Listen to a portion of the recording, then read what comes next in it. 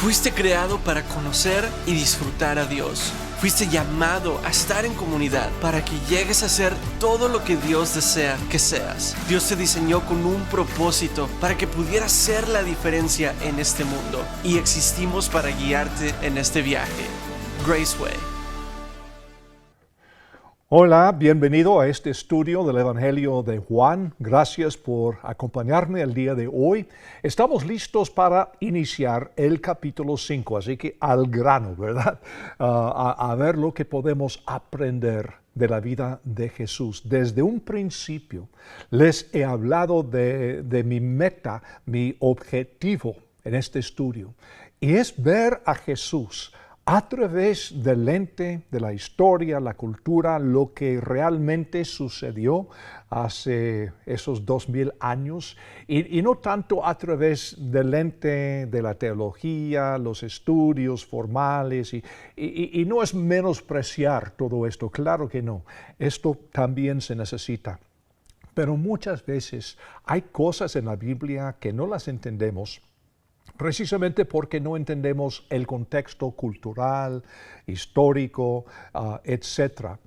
Les dije desde el primer estudio que había un dicho en los días de Jesús entre los discípulos de cualquier rabí. Y fue esto: los discípulos decían: queremos estar tan de cerca a nuestro rabí que estamos cubiertos por su polvo. Entonces, tomando esto como nuestra norma, estamos diciendo: ¿cómo es posible estar tan de cerca a Jesús que estamos cubiertos por su polvo hasta el día de hoy? Así que estamos buscando al Jesús histórico, divino pero histórico, divino pero humano. ¿Qué pasó hace 2000 años? Así que este es el contexto del estudio. Y lo que hemos visto es que este hombre Jesús no hace nada por la pura casualidad. No, Señor. Él es diferente a cualquier hombre que haya vivido.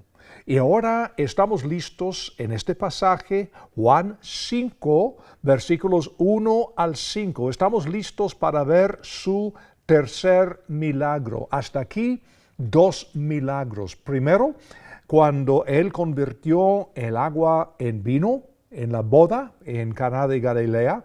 Y luego, lo que vimos la vez pasada, cuando sanó al hijo de un importante funcionario, este hijo que estaba al punto de morir. Hoy el tercero de los 7 milagros que Juan incluye en su evangelio. Ahora, Mateo, Marcos, Lucas tienen una lista así de milagros y señales y todo esto.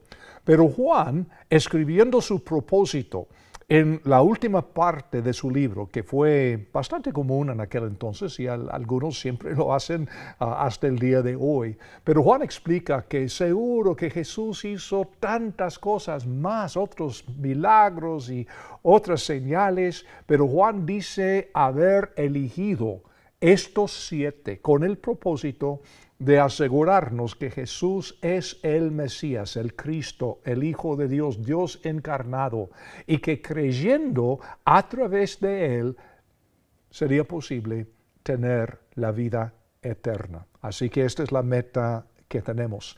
En este texto que vamos a ver, hay una palabra que se destaca por encima de todas las demás al leer esta historia. Lo que vamos a ver hoy y lo que vamos a ver en el siguiente estudio también. Es una palabra que se lanza libremente en nuestras iglesias, pero que a menudo se malinterpreta. Y la palabra, a propósito, es una que no aparece en este texto, pero su idea, su concepto está por todos lados. Me refiero a la palabra gracia. La gracia de Dios, ¿qué es? Pues muchas veces decimos que la gracia de Dios es algo totalmente inmerecido. Es cierto. Vamos a ver el texto y vamos a ver lo que podemos aprender. Juan capítulo 5, comenzando desde el primer versículo. Después de esto, Había una fiesta de los judíos y Jesús subió a Jerusalén. En Jerusalén, junto a la puerta de las ovejas, hay un estanque con 5 pórticos que en hebreo se llama Betesda. En ellos yacía una multitud de enfermos, ciegos, cojos y paralíticos. Porque un ángel del Señor descendía en ciertos tiempos en el estanque y agitaba el agua. Por tanto, el primero que entraba después del movimiento del agua era sanado de cualquier enfermedad que tuviera. Se encontraba allí cierto hombre que había estado enfermo durante 38 años, imagínate. No sabemos cuánto tiempo ha pasado desde los acontecimientos del capítulo 4, pero lo que podemos entender que esta es la segunda vez que Jesús sube a Jerusalén desde que comenzó su ministerio público. Dice aquí que hubo una fiesta, pero no se nos dice cuál es, probablemente Pentecostés durante los meses de verano. Lo que sí puedo decirles, y esto lo aprendemos de la historia de los otros evangelios, es que mucho ha cambiado desde el capítulo 4. Para comenzar, el comandante romano ha trabajado con Pilato para privar al Sanedrín, el concilio de judíos responsables para el gobierno interno de los judíos, para privar al Sanedrín del poder de ejercer la pena capital. Muy importante, por supuesto, al llegar al final del ministerio de Jesús, cuando es crucificado, no por los judíos, sino por los romanos, y ahora entendemos el porqué. Además, los terroristas urbanos dedicados a liberar esta zona del poder romano, conocidos como los celotes, han aumentado sus actividades y mucho. Y además, Juan el Bautista, en este tiempo, ha sido arrestado y ejecutado. Así que todo esto ha sucedido desde el capítulo 4, lo que sucede en el espacio entre el capítulo 4 y el capítulo 5. Y además, este evento que estamos viendo acá marca un cambio de énfasis. Jesús usa una frase que no es en absoluto común en los otros evangelios, pero Juan la usará unas 70 veces de aquí en adelante. La frase es los judíos. ¿Qué? Los judíos. Y Juan va a usar esta frase para hablar específicamente del liderazgo religioso judío en Jerusalén, en contraste con Jesús y sus discípulos. Juan no está utilizando esta frase como una frase racial, porque Juan es judío, Jesús es judío, sus discípulos son judíos, y casi todos los que siguen a Jesús en este entonces son judíos. Juan está tratando de marcar un contraste entre Jesús y sus seguidores, todos judíos, y los judíos que representan el poder religioso, gubernamental y toda la cosa. Algunos han sugerido que el Nuevo Testamento es antisemita debido a frases como esta, pero quiero ser muy claro. El antisemitismo no tiene absolutamente ningún lugar en el corazón de los verdaderos seguidores de Jesucristo. Nuestras escrituras vienen de los judíos. Nuestro Salvador es un rabino judío. Los grandes líderes de la iglesia primitiva, como Pedro y Pablo y Santiago y otros más, eran judíos. Pero a partir de este momento, lo que estamos viendo acá en el capítulo 5, el enfoque de la historia cambia. Los líderes judíos en Jerusalén pasarán de ser divertidos, curiosos, asombrados de lo que Jesús está haciendo, y ahora están pensando que Él es una amenaza y comienzan a conspirar para matarlo. Algo sucede aquí, en esta historia de hoy, que cambia todo y obliga a los líderes religiosos judíos a concluir que a Jesús no se le debe permitir vivir. No tuvieron ningún problema en verlo como un maestro enviado de Dios. Podían aceptar sus poderes milagrosos y sus pronunciamientos proféticos. Aparece algo aquí que todo lo cambia y trae miedo al corazón de las personas extremadamente religiosas. ¿Y sabes qué? Esta misma palabra trae miedo a los líderes religiosos hasta el día de hoy. Y la palabra, por supuesto, es gracia. La gracia de Dios. Ahora, regresaremos a este tema en nuestro próximo estudio también, pero el día de hoy vamos a establecer el fundamento. Volviendo a la historia, había una piscina en Jerusalén llamada Betesda, junto al mercado de las ovejas. Y durante muchos siglos, los estudiosos cuestionaban esta historia, ya que no había evidencia de esta piscina históricamente, esta piscina llamada Betesda.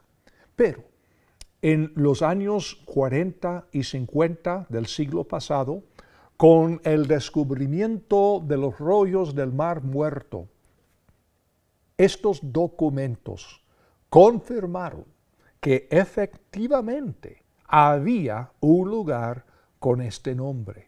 Y a principios de la década de los años 60 del siglo pasado, los arqueólogos lo encontraron, con los 5 pórticos tal como lo describe Juan. ¡Qué cosa! La gran multitud alrededor de esta piscina tenía que ver con personas enfermas que querían ser sanadas. Y en un sentido simbólico, estas personas son una representación adecuada de la condición espiritual de la raza humana hasta el día de hoy. Enfermos, ciegos, cojos, paralíticos, físicamente, espiritualmente, mentalmente, emocionalmente. O sea, son una representación de nosotros, una raza caída. Romanos 5:6 dice, porque aun siendo nosotros débiles a su tiempo, Cristo murió por los impíos, no por los santos, no por los poderosos, sino por los impíos. Ahora, hay algo muy interesante en este pasaje que hemos leído. Hay una leyenda. Vamos otra vez al versículo 3, por favor. En ellos yacía una multitud de enfermos. Perdón, tiempo de alergias aquí en Kansas City. Vamos a ver si logramos terminar. Pero había una multitud de enfermos, ciegos, cojos y paralíticos, porque un ángel del Señor descendía en ciertos tiempos en el estanque y agitaba el agua. Por tanto, el primero que entraba después del movimiento del agua era sanado de cualquier enfermedad que tuviera. Ahora, el día de hoy, algunas traducciones modernas omiten por completo el versículo 4. Me imagino que tienen sus razones. Algunos dicen que no, esta historia parece ser tan extraña y además hay un buen número de manuscritos griegos de los más antiguos que no tienen este versículo. Y esto, aunque más de 200 años antes de los manuscritos griegos más antiguos del Nuevo Testamento que tenemos en nuestra posesión, un líder que se llama Tertuliano cita este versículo en sus escritos. Así que parece que hay evidencia para incluir este versículo en las escrituras.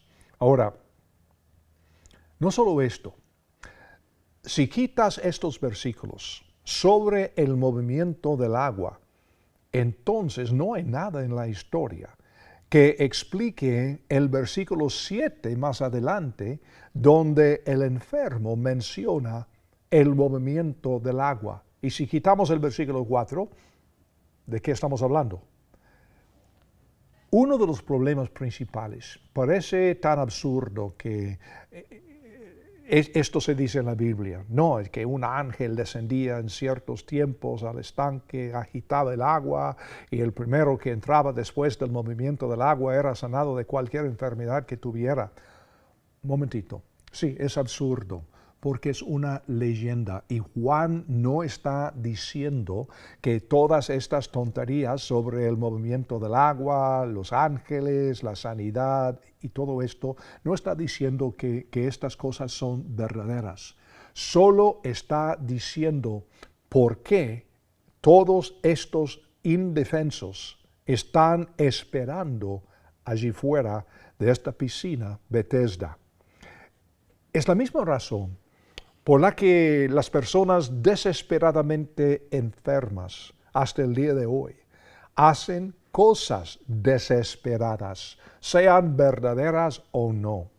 Cuando estás enfermo y cuando no tienes esperanza, harás y creerás casi cualquier cosa, ¿no es cierto? Lo he visto tantas veces. En algunas culturas esto podría significar dar a su niña como sacrificio a los cocodrilos.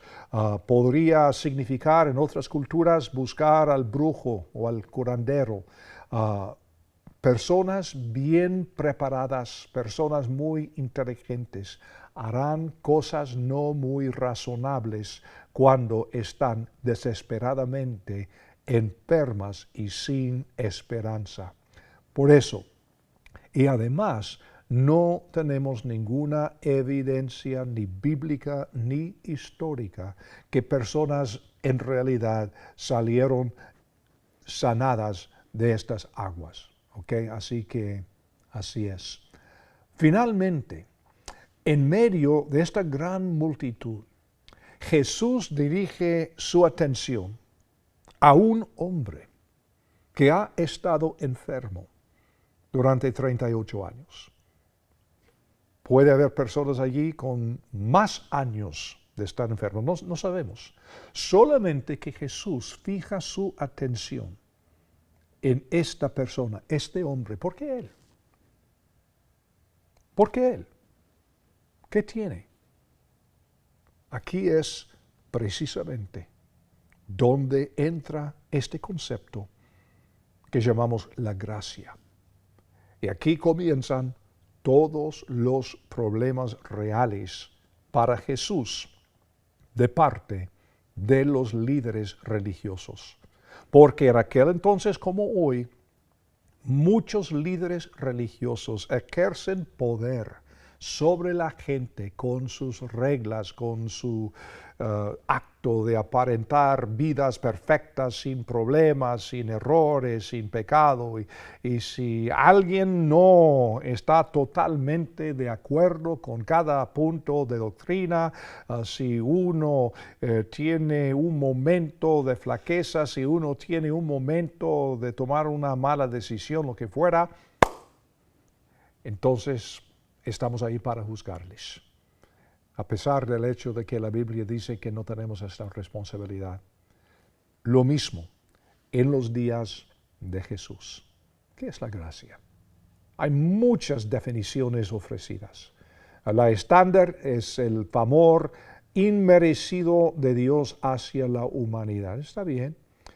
En sentido teológico más técnico de la palabra, algunos han dicho que la gracia es el amor y el favor libre e inmerecidos de Dios, la fuente de todos los beneficios que los hombres reciben de Él.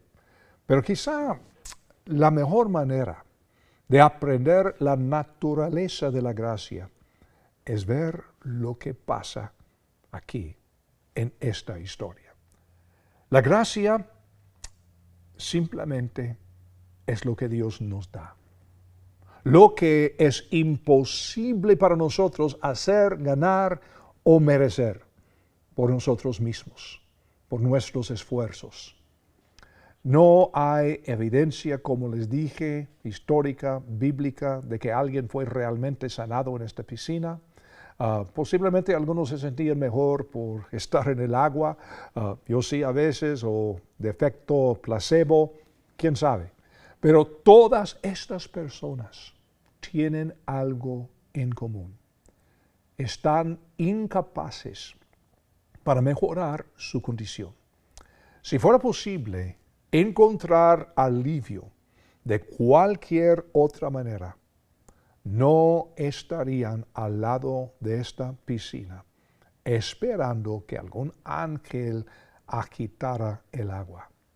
Y como digo, esto es como muchas personas hoy día en nuestras iglesias, en nuestras religiones de todo tipo, esperando que algo suceda y que se sienten mejor, pero no sucede. Así es la historia de estos miles de años, cuando no tomamos en cuenta la gracia de Dios. Y a propósito, no es algo solamente del Nuevo Testamento. Noé encontró gracia en los ojos de Jehová. Así que es algo que ha existido desde un principio y antes, porque es parte de la misma naturaleza de nuestro Dios omnipotente.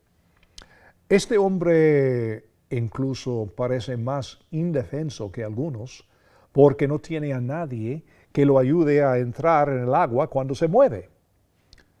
Y todo esto también es consistente con la enseñanza de las Escrituras. Primera de Corintios capítulo 2 dice que el hombre sin Dios ni puede entender bien las Escrituras porque son discernidas espiritualmente. En Juan 8, Jesús dijo a la gente que no podían oír lo que dijo debido a su incredulidad. Segunda de Pedro capítulo 2 dice que una persona sin Dios no puede dejar de pecar. Si primero tuviéramos que reconocer a Jesús y entender el significado teológico de quién es, sus atributos y todos estos puntos de doctrina y buscar a Él, ¿quién podría ser salvo?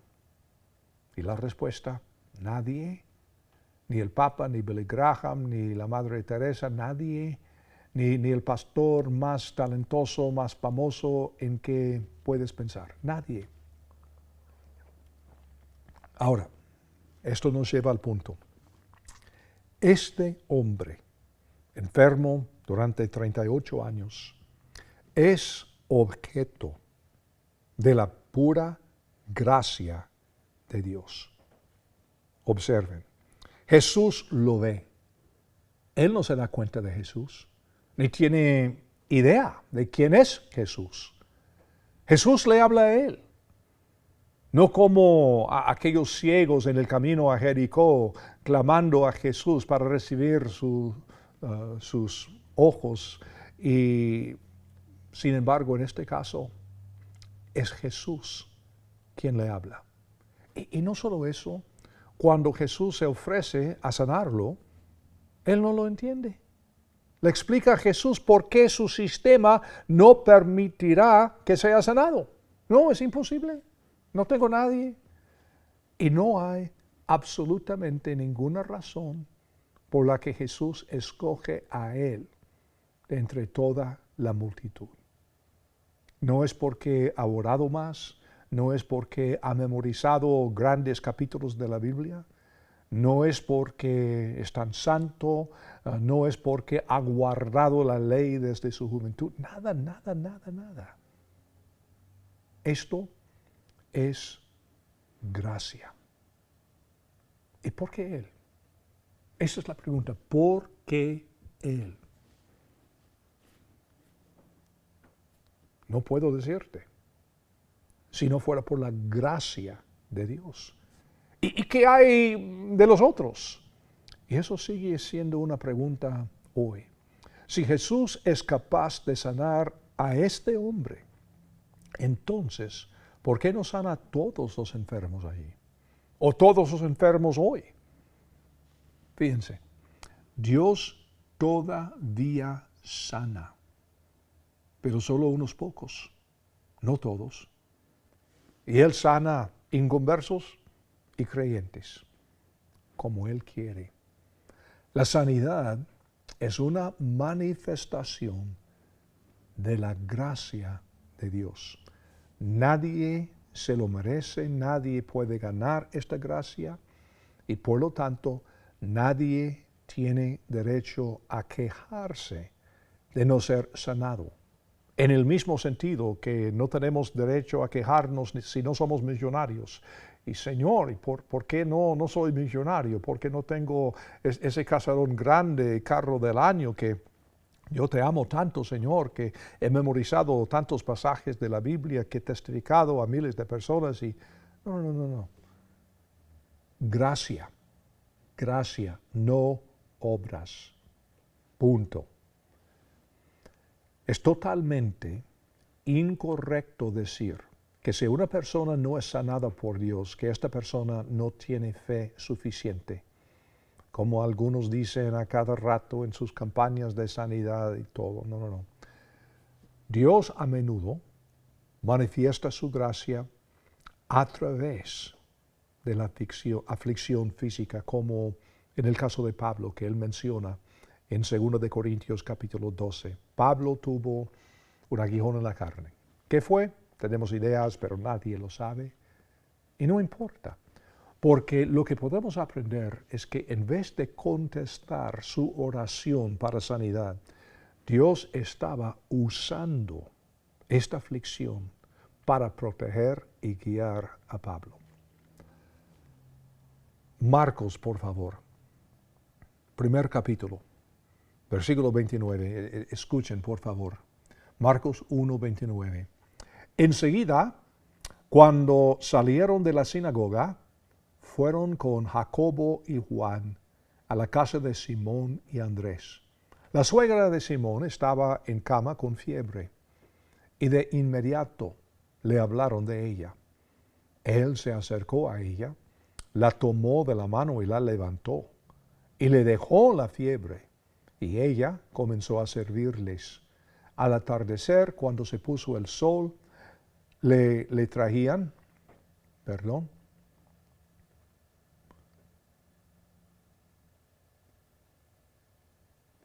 perdí mi lugar.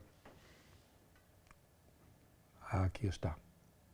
Al atardecer, versículo 32, cuando se puso el sol, le traían todos los enfermos y los endemoniados. Toda la ciudad estaba reunida a la puerta. Y él sanó a muchos que padecían de diversas enfermedades y echó fuera muchos demonios y no permitía a los demonios hablar porque lo conocían. Habiéndose levantado muy de madrugada, todavía de noche, Jesús salió y se fue a un lugar desierto y allí oraba. Simón y sus compañeros fueron en busca de él. Lo encontraron y le dijeron: «Todos te buscan». Él les respondió: «Vamos a otra parte, a los pueblos vecinos, para que predique también allí, porque para esto he venido». Y fue predicado en todas las regiones,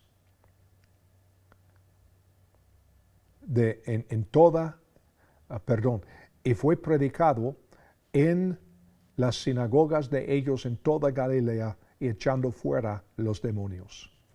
Ahora, la pregunta es muy sencilla. ¿Los demás? Sanó a muchos, echó demonios de muchos, pero no de todos. ¿Y qué hace Jesús? Se va. Sale para otra parte. Pero Señor, ¿no hay más enfermos, endemoniados? Claro. Jesús no se preocupó por todos los demás enfermos. Claro que sí. Pero también sabe que la enfermedad siempre estará aquí hasta aquel momento del fin cuando se establezca su reino físico aquí en la tierra. Y Él sabe que su misión principal no es sanar a los enfermos, sino es proclamar las buenas nuevas del reino.